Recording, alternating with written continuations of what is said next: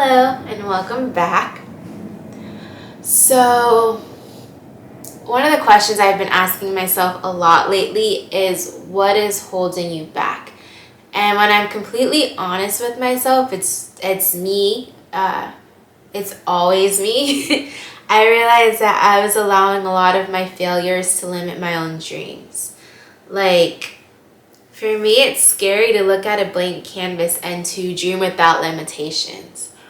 And I thought about it and I was like, I am really good at making the most out of what I'm given. I'm really good at thinking outside of the box, right? But if you don't give me a box, then I don't really know what to do. I got so comfortable working in my scarcity mindset that imagining anything was kind of just it's harder, it's scarier. I feel like that's the reality for a lot of us.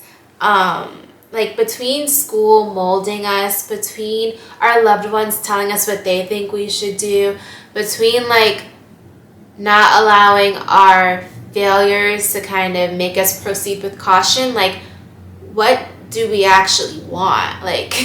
What does our heart actually desire? Not what do we want because we're good at it or because it makes a lot of money or because someone else does it and they're super happy. What do we actually want? What gives us fulfillment? What do we think we were called to do? And I think so many of us are operating on autopilot that we don't even realize that if we get to the end of this road that we're on, we don't even know if what we get is what we want. And so I've been trying to hone in and be more intentional about uncovering what I want, stripping back the layers of doubt that's made my vision just very blurry. And so I wrote down some things that I think have been helping me, and they're very easy things, but I think they're just good reminder, or at least a good place to start, right? So one of the things is be intentional with spending time alone in silence. It's so easy to get distracted.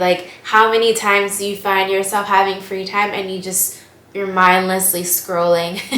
Especially if you come off of a long day of work. For me, my way of escaping and letting my brain rest was watching reality TV shows. But I think sometimes we have to also be intentional with carving out times of complete silence, to just really write and journal and get to know what do we want, and ask yourself every day, what do you want? How bad do you want it?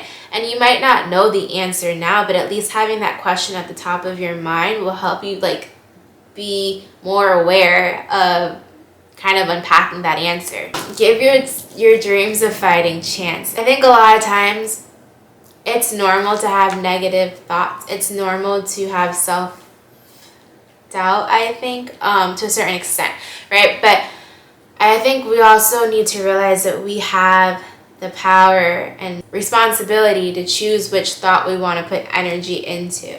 And I think we have to be intentional of the different thoughts and realize that not all thoughts are facts, and realize that we need to be more intentional about choosing the thoughts that we pay attention to.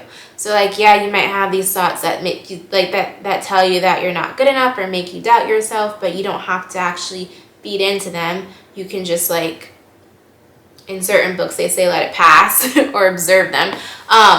But just be intentional about what thoughts you have. So as you're starting to dream, don't tell yourself it's stupid. Don't tell yourself this will never work out. I think what you should do is put all the stupid ideas down and then refine.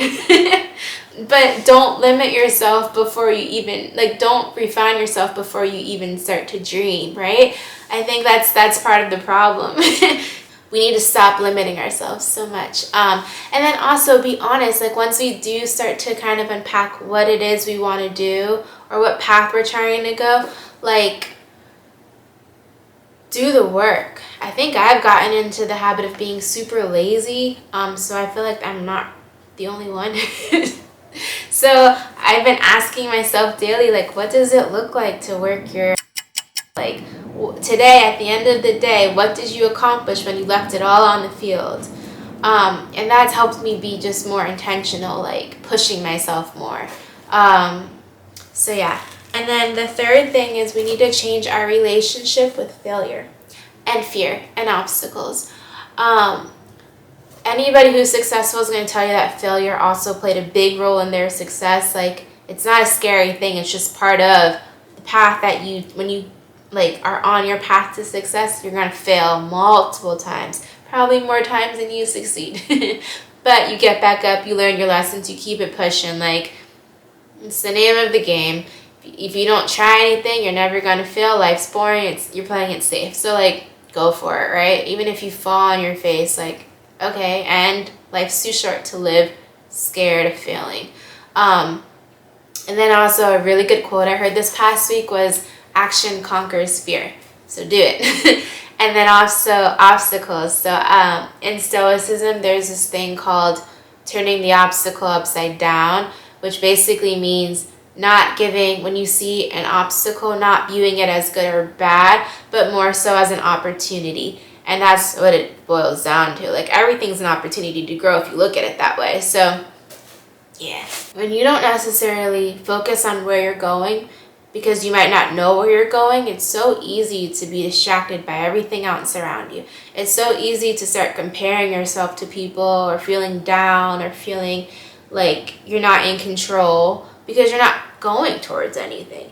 I don't really feel like any of us fully know what we're doing.